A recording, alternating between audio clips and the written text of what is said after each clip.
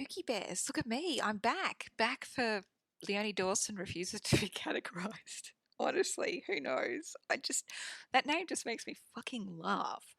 Okay, so I thought it would be really fun to do a podcast for you where I talk about what I'm reading, what I'm watching, what I'm up to, what's happening in my life, what I'm doing at work, all those kinds of things.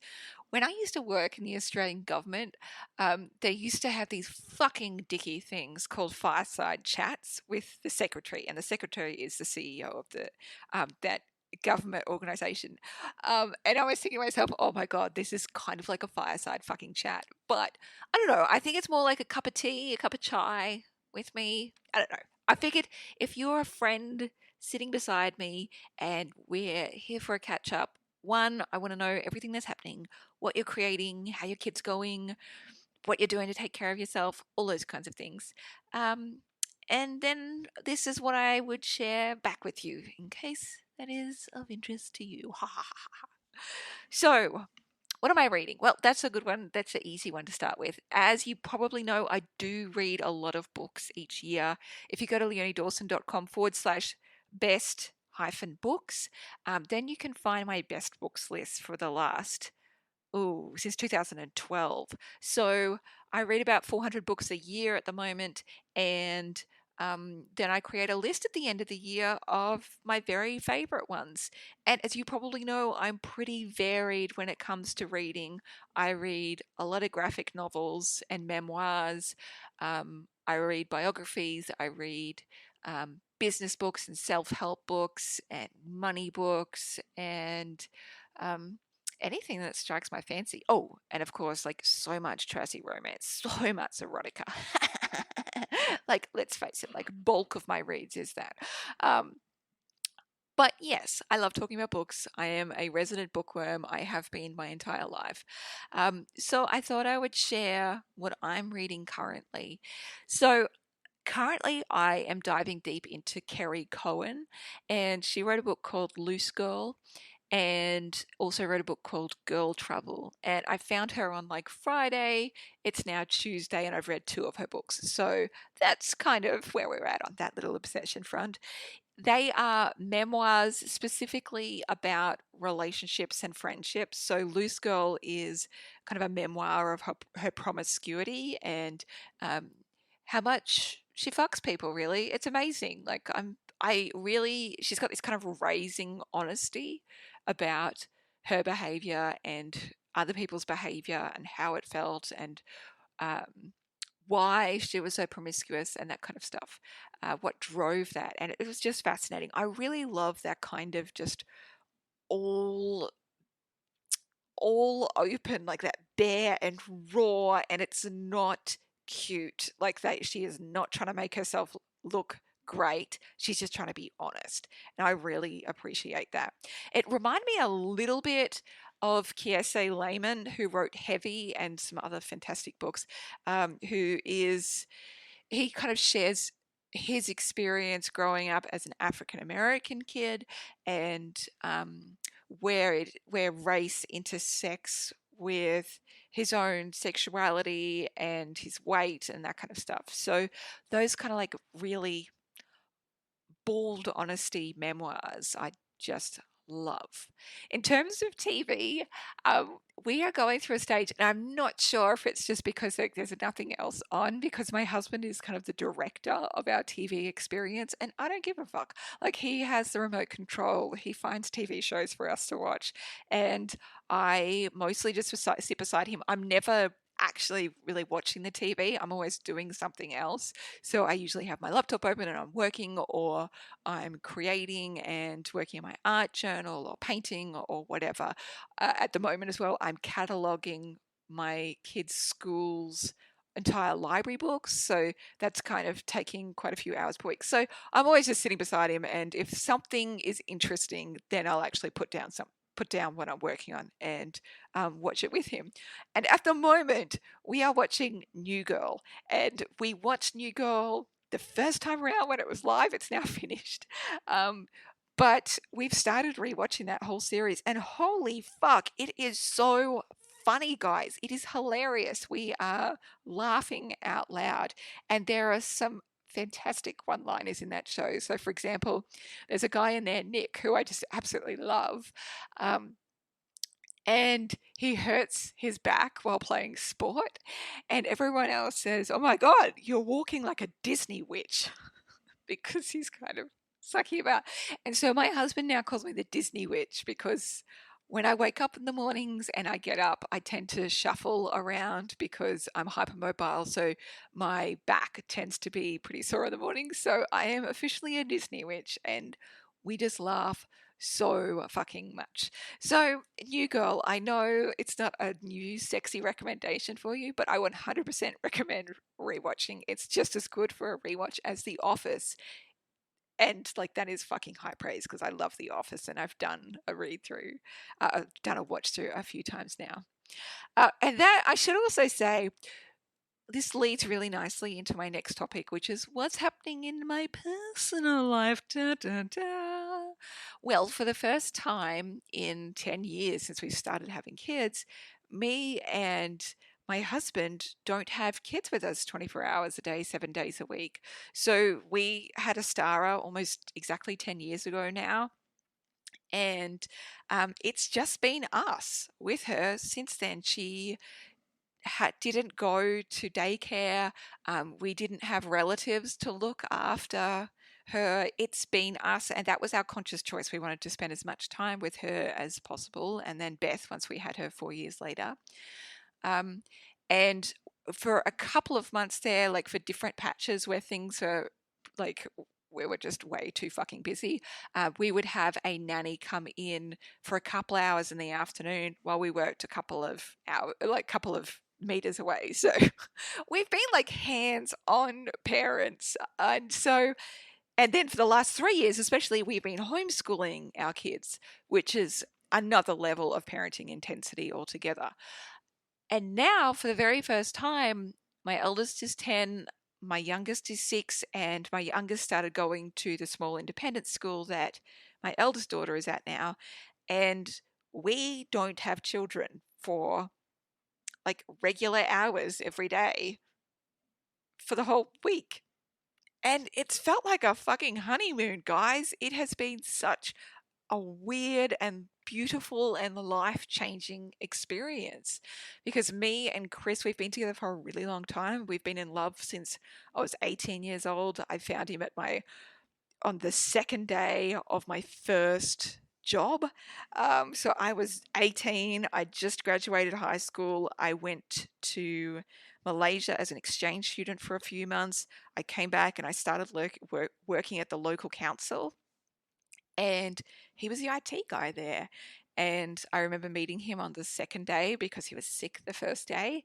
And I remember Natalie, who was my boss at the time, saying, "This is Chris. He works in IT." And I remember like the moment I saw him and I just thought, "Oh, holy fuck, he is so fucking hot."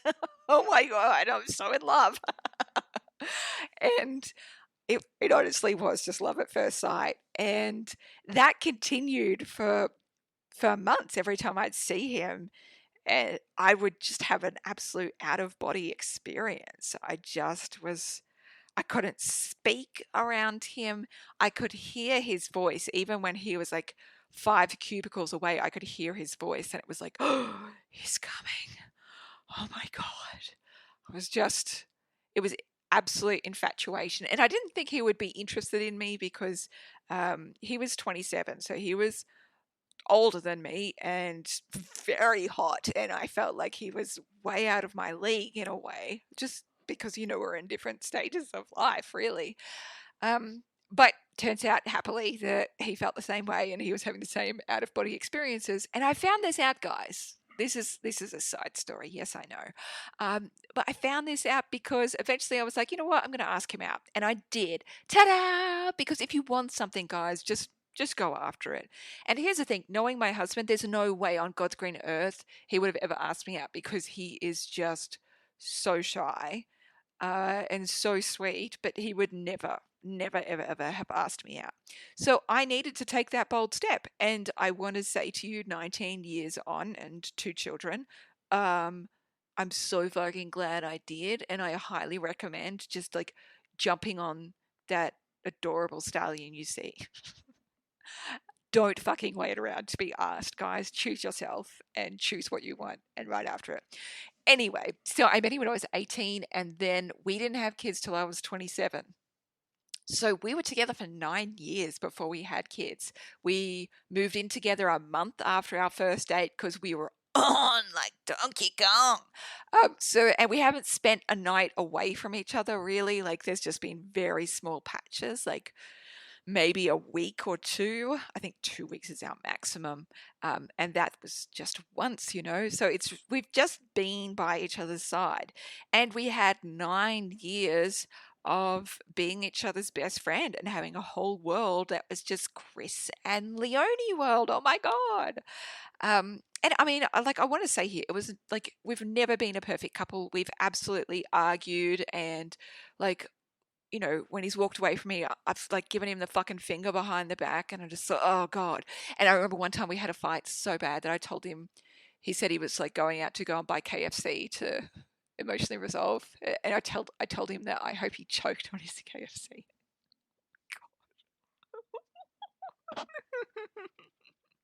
Anyway, I want to say that because I don't want you to think like, wow, that's a perfect couple. No, we've argued our fucking pants off, literally. But we just argued our pants off as well. Anyway, so what I'm trying to say is we had a lot of time together and we had a lot of adventures together. And then we had kids and we had kids with us all the fucking time. And that was our decision and we loved it in lots of ways. But now, finally, 10 years later, having him back to myself again, just remember my husband retired from work. I got him to retire from work when we had kids because my business was doing so well. So we're together all the time and he doesn't have to go to work and I don't really work. I only work 10 hours a week or so. So we get all this time together now and it's fucking brilliant. It's just beautiful. It's totally better than I even expected. I knew it would be good to have time together again, but I didn't realize how good it is. And what I noticed is that we laugh so much more. Um, and I mean, we've kept on laughing since we've had kids, but one, our sense of humor, our shared sense of humor is fucking horrific. It's really filthy and inappropriate. And so we kind of have to cut it down when we've got kids around. And I know friends in real life are like, when I've said this to them, they're like, what, Leonie, you're actually holding yourself back because like you're pretty inappropriate around your children anyway. And I'm like, I know, but no, seriously, I'm really holding myself back here. Um, because my kids know that I swear and sometimes make god awful jokes and stuff like that. But to now just have him by myself and be full-fledged filth again is just glorious. It's so beautiful. And also because even when it's not filthy and we're just laughing over some dumb fucking thing, um, we can just lose ourselves. And my husband, like when he is like, I know when he's really amused because he actually starts crying. And that's when I'm like basically catatonic because him crying, laughing, that just makes me laugh even more. And I can barely breathe. So that's the kind of places that we get to with each other and just over dumb shit.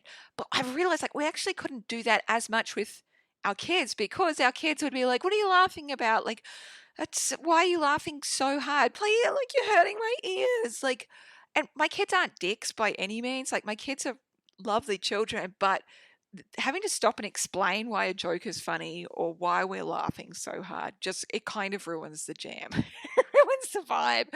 So it's really nice that mummy and daddy just get to laugh a lot by themselves over dumb, ridiculous, random shit. And I mean, also because we've been together for so long, we have so many fucking built in stories of things that are funny that we've found funny over the last 19 years. So he can say one sentence and I know exactly what he's talking about.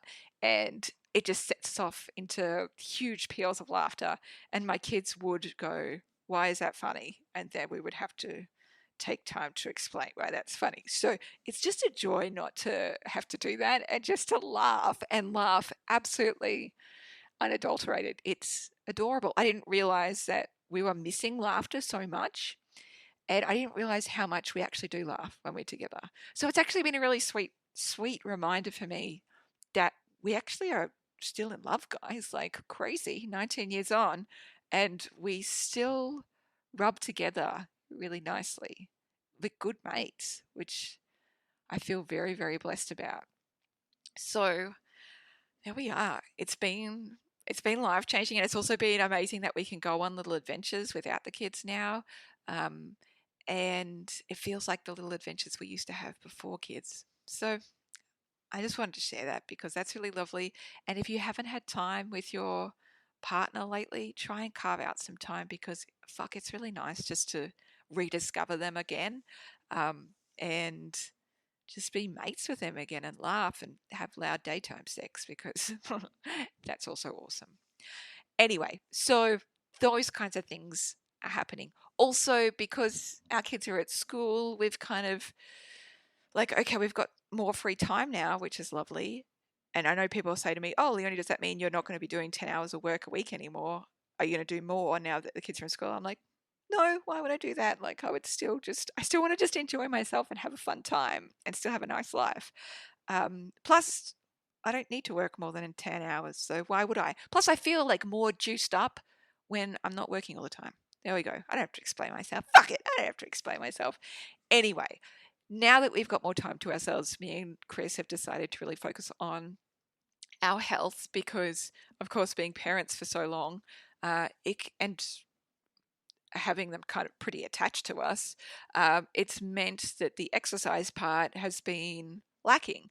And in lots of ways, we still did stuff with the kids, but if you know what kids are like, they're like, their legs are sore within 500 meters. And they're like, this is boring. Like, I'm just trying to have a walk here, guys. They're like, I'm thirsty. I'm hungry. I need to go to the toilet. Bless them, which is completely normal. But it just makes the exercise more challenging.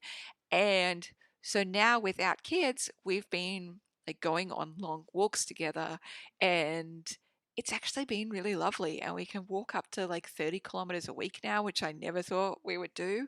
And it's just been awesome. We've been walking along the river and along the beach, and it's just been such a blessing. And the fact that I get to talk to him as we walk as well has been really lovely.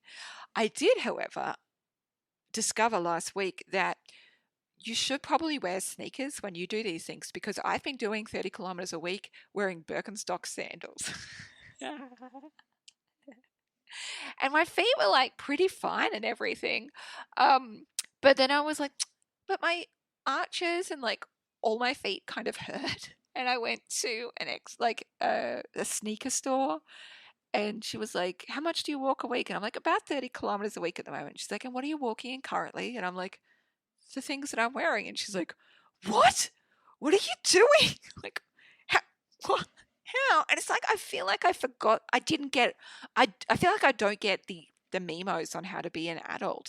I didn't realize that you're supposed to wear sneakers and closed-in shoes and stuff and things that are supportive of your feet when you walk. So there you go. Like, I'm only 37, guys. I'm still young. I'm still learning these things. So there you go. That was my big takeaway. Now I've got shoes that fit me really well, and they're kind of made for walking. And I just want to say it's pretty amazing.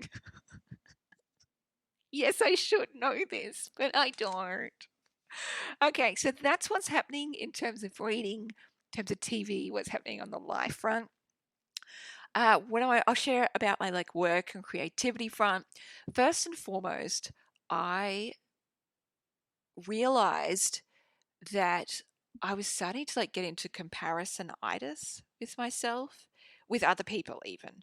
And I felt like I was seeing so much about what other people were doing, and then I would start getting these weird thoughts like, well, you shouldn't be doing it because you wouldn't do it as organized as other people.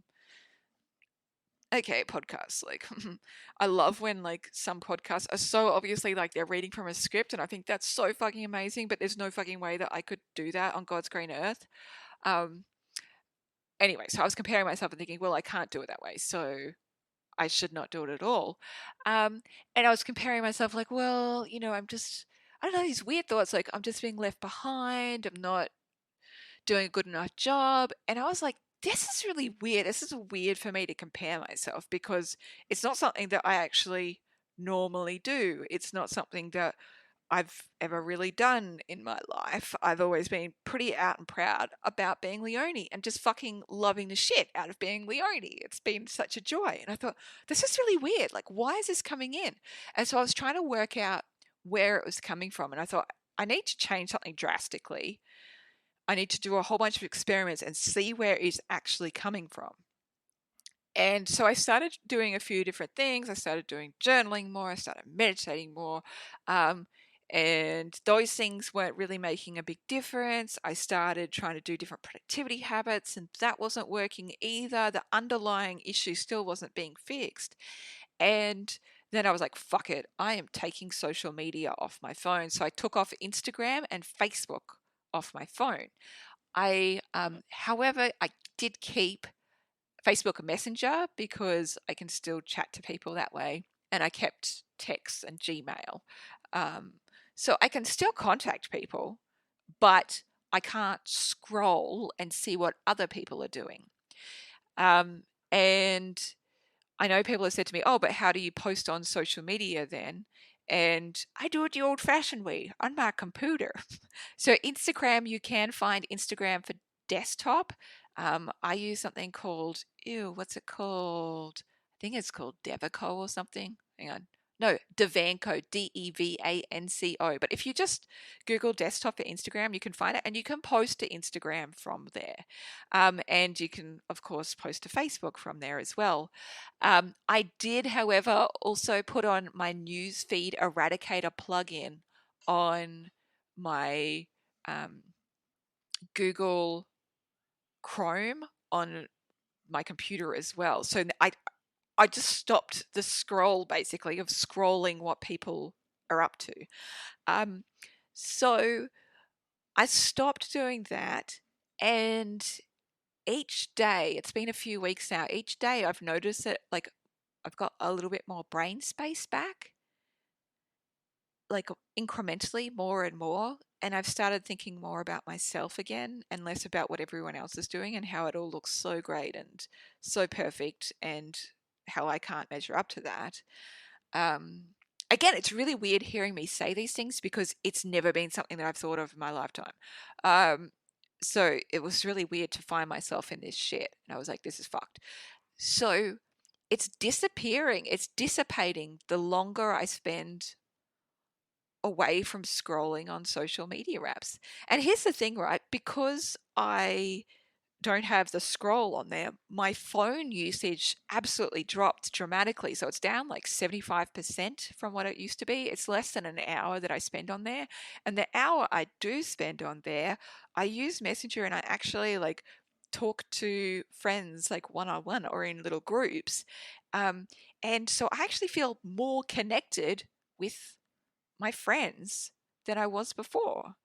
So it's weird, right? Like because I've stopped being able to do the endless scroll, but I still feel connected and I feel more confident and I find myself coming up with more creative ideas. Like there's no fucking way I would have put out a podcast if I would still be watching like Instagram right now because I'd see what other people are doing in their podcasts and be like, well, they're doing such a fucking amazing job and like they're doing this and this and this. And I don't want to do that and I don't want to do it in that way. So fuck it, I won't.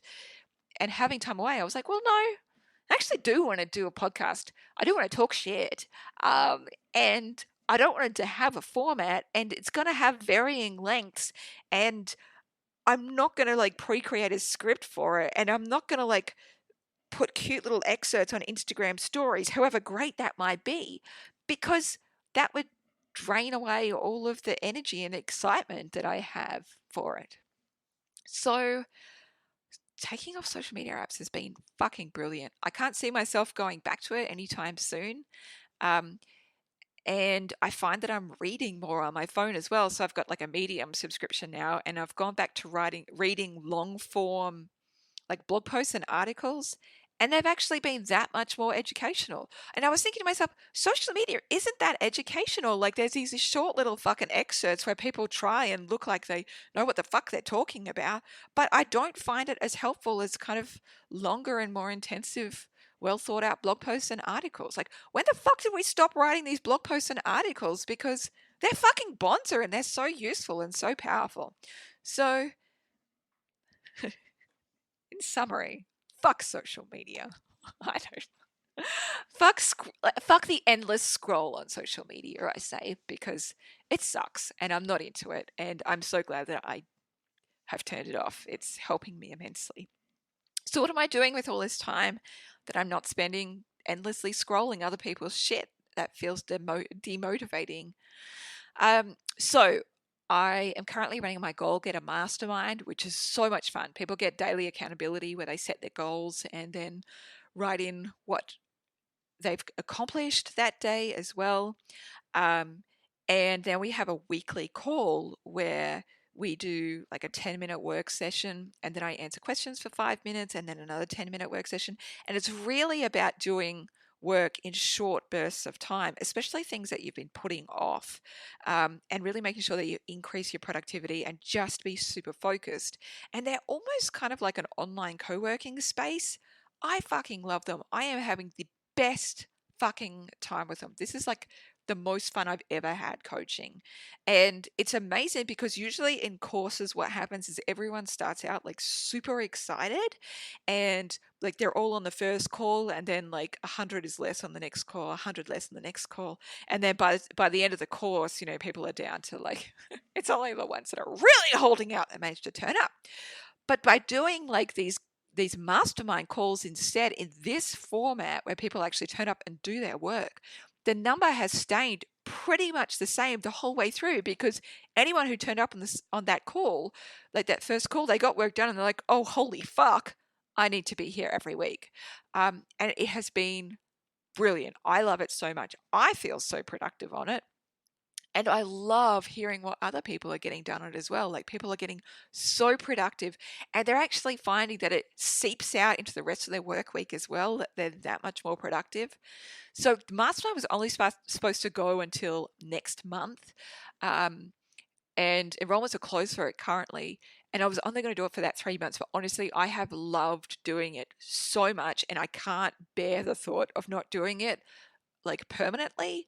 So I will be releasing the Get Shit Done Club next month. And it's a membership that you can sign up for, and you get weekly kind of co-working calls, and you can ask me questions, like any kind of business questions, to help you just move forward and make shit happen. So that will be coming out, and that will be super fun. I've also decided to do something that's kind of wild and creative, because I realized that I've been putting off doing some projects because I didn't feel like they were as commercially valid as other projects. And like, so for example, when I release a new course, I earn about 100,000 US dollars per course. That number can go up and down, but it's on average that, right? And so I feel very fucking grateful. I love what I do. I fucking love creating courses.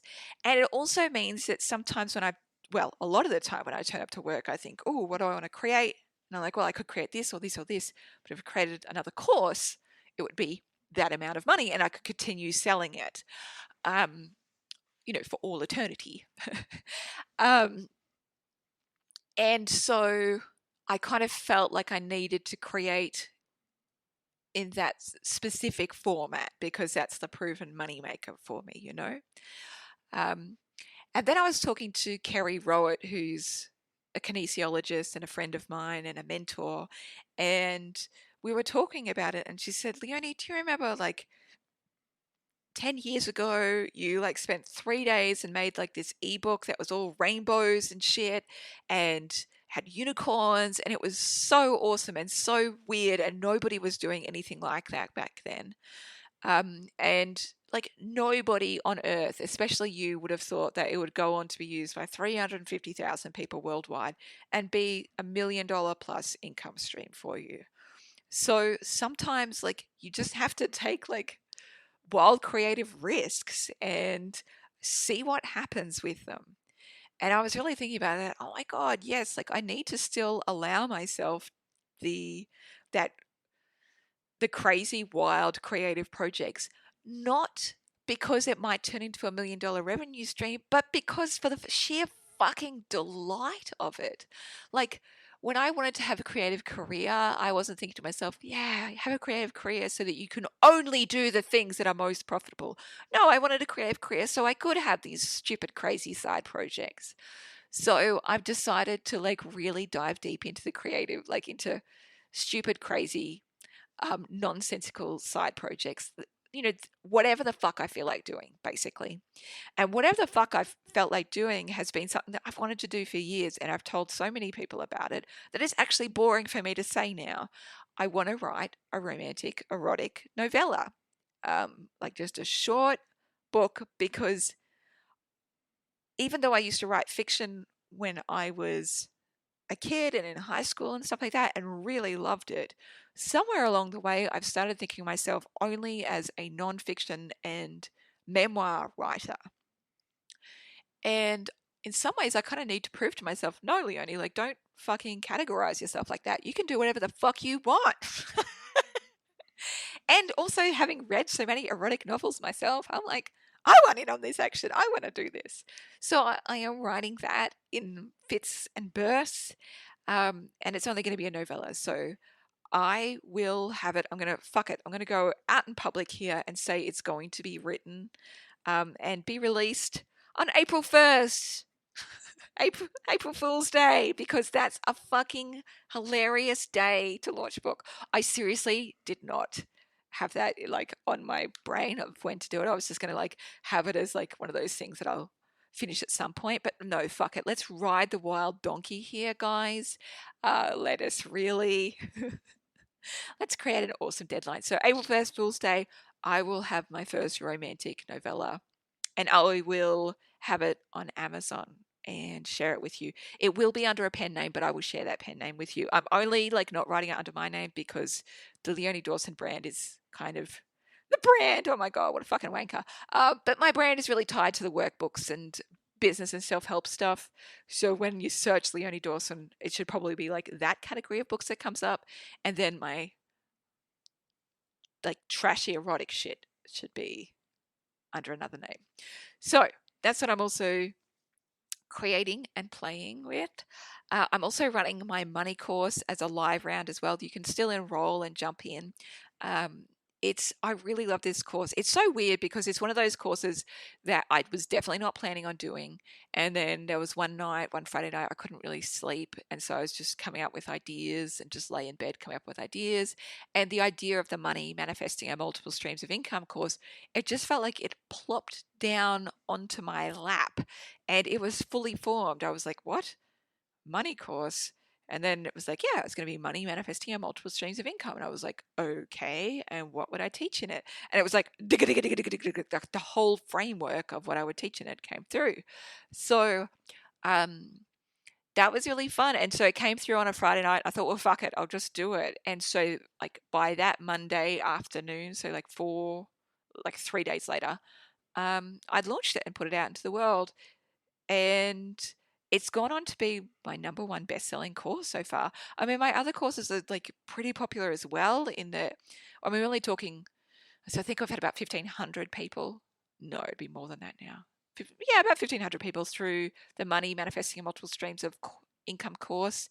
And like the 40 days to create and sell your e-course, I think we're at about 1,300 enrollments now. 40 days to write your book, it's over, like, I think there's 1,100. So they're all like pretty popular. And I'm very grateful for that, especially since they're newish courses. But yeah, I'm surprised that the money one has been so popular. And I think because people really want to learn how to look after and grow their money in a way that's really fucking practical and funny and fun, right? Like putting fun and humor back into money, because it can be like such a fucking stressful thing for people. And I know it definitely was for me when I first started out on my money journey. So that is really fun. Um, in terms of what else is next, apart from the Get Shit Done Club and the romance novel, I'm not sure. Like, I don't know if there's like a new e-course or a new webinar or whatever that will come out. I think I'll just let me know if there's anything that you want me to create. I always love hearing that kind of stuff. Um, and I'm just going to stay tuned. And I like hearing from the angels of what it is they want me to create next. And I love when an idea plops fully formed into my lap. It feels like a self-encapsulated seed in a way that has its own essential nutrients ready to grow when the conditions are ripe. So I love when like an idea falls in my lap and it's like this, and it comes with all of the energy to produce it as well, you know. That's really fun and sexy. But there we go. I'm committing April Fool's Day. I will have my romantic novella out. And I'm not fucking with you. It's not an April Fool's Day joke. Righto, loves. That's all from me. I just wanted to share that personal update. If you like this kind of shit, let me know or not. Either way, I don't give a fuck.